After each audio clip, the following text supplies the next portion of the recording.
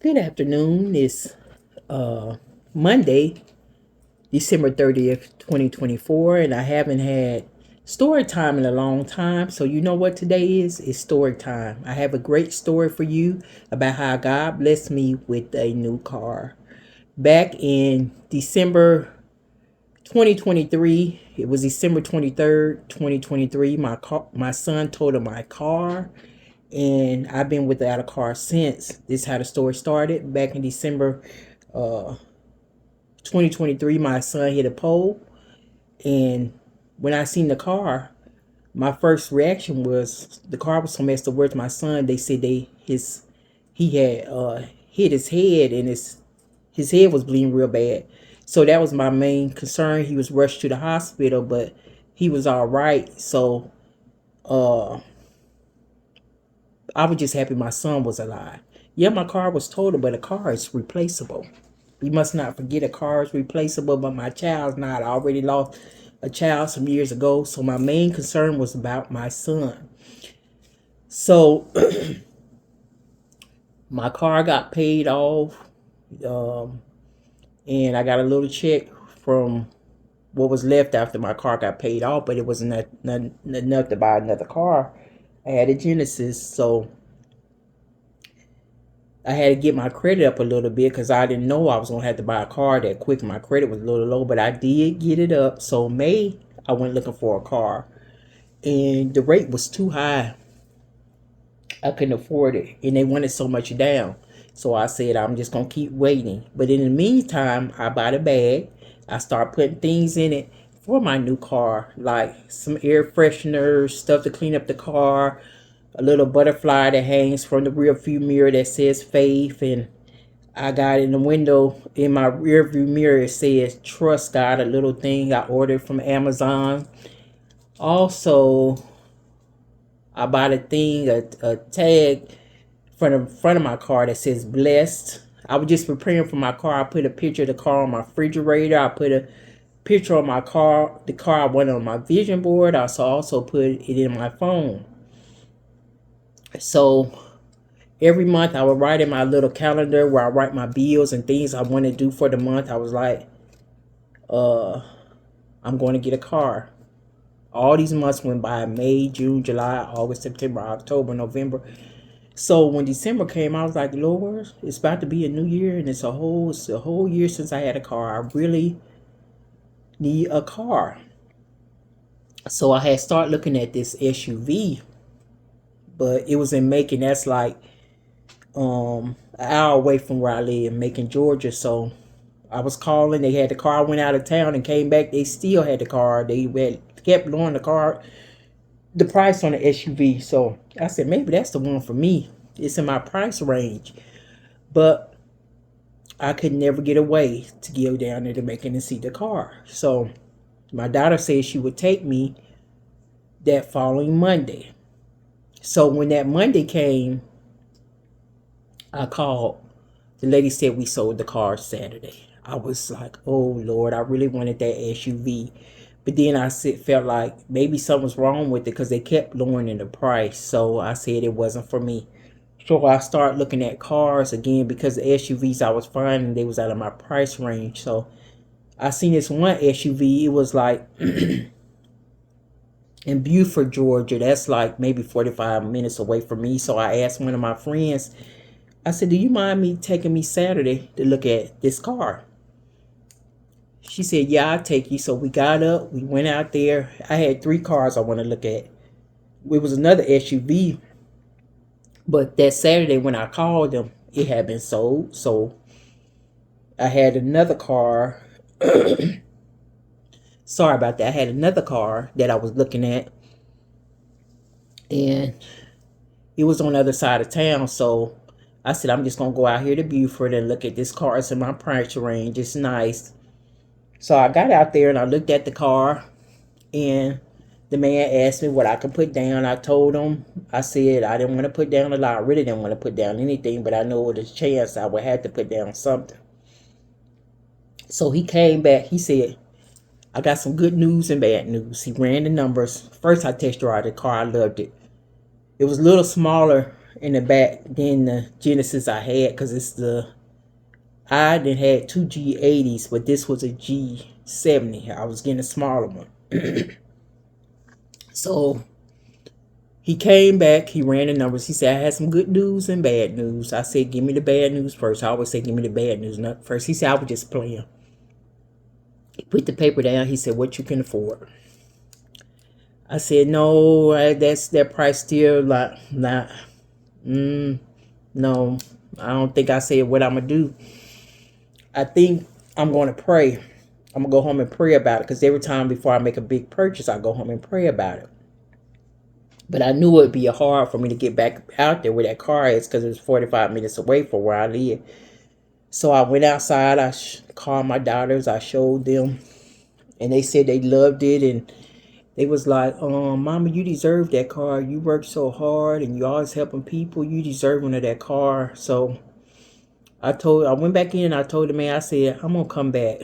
I'll come back Monday, because I don't think they was open on Sunday. I said, what I do, I'll come back Monday. I'll find the bag, but I'm going to go home and pray about it. So as soon as I went in the bathroom, used the bathroom, washed my hand, I heard a voice say, why you don't trust me?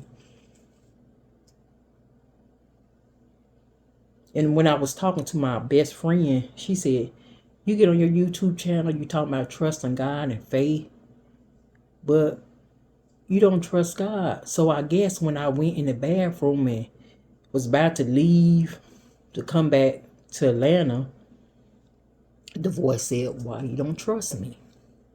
It was so loud and clear. It said, why you don't trust me? So I went back out and I told the man, I said, I think I'm going to get the car. So I went back and talked to the finance lady, and they had told me I was going to be financed by one person, but when I went back there, she said, I got somebody that's going to finance your car for a little cheaper, so the payments would be a little cheaper. So I said, that's fine. So I'm still sitting there.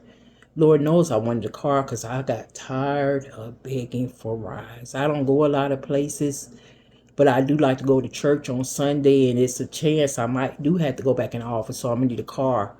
And I'm the type, I might just go out. If I see a store I want to stop in, I'm going to stop. But when you ride with people, you can't stop everywhere. So I got the car.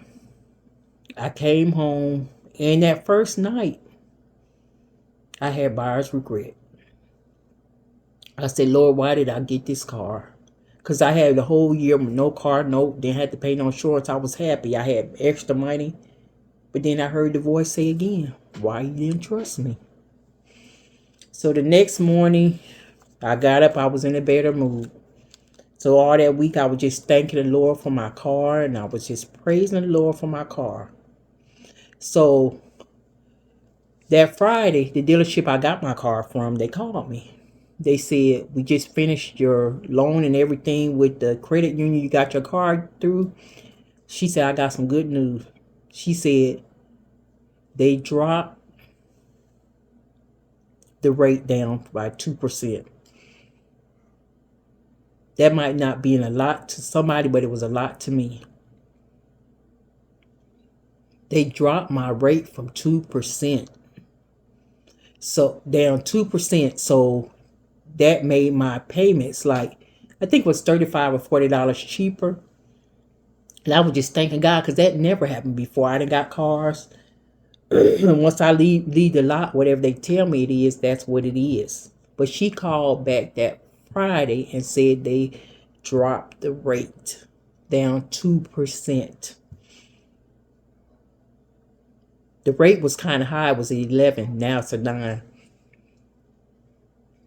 That was good to me, because let me tell you, back in May, when I went to that dealership and was trying to get the car, that man talking about 23%. I said, oh no, I'm getting out of here. So that's the story of my car. I'm going to share a picture. God is so good.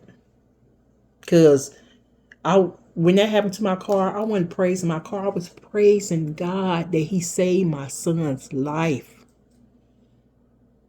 A car is replaceable. That's what we always got to remember. A car is replaceable. Let me tell you another thing about the car I got.